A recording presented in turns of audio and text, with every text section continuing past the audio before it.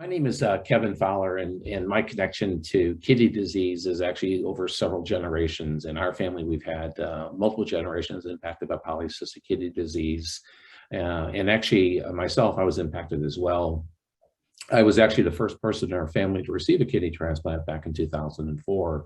And one of the areas that really I have not really learned about until now is this whole aspect about DIKI in terms of education and drug safety, and just also I think just the why this is such an important area to share data, because if you look at what has happened to polycystic kidney disease, that was a disease when I was growing up as a child. There was absolutely a complete black cloud around that because there was no treatments available. In fact, there was very little known about the disease.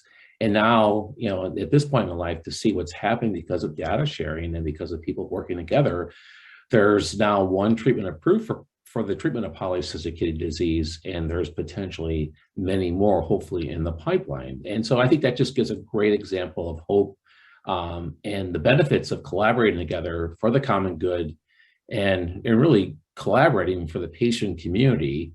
Everyone talks about they're all patient-centered, but if you're really patient-centered, we should be doing data sharing, because at the end of the day, it is the patient's data. And for people out there that have kidney disease, I would like them to understand the importance of data sharing, how that can lead to further innovation, and how people should speak up and make sure that this data is shared, because at the end of the day, the data is ours.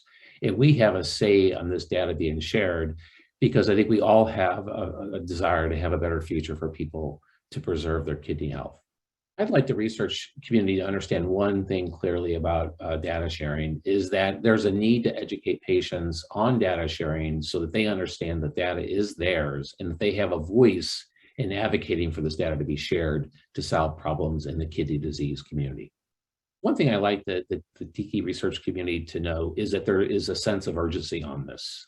We've operated in the United States with a kidney care system that's rewarded kidney failure.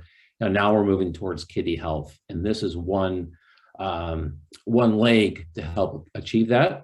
And it's long overdue to bring about changes so that we have a system of care that rewards kidney health rather than kidney failure.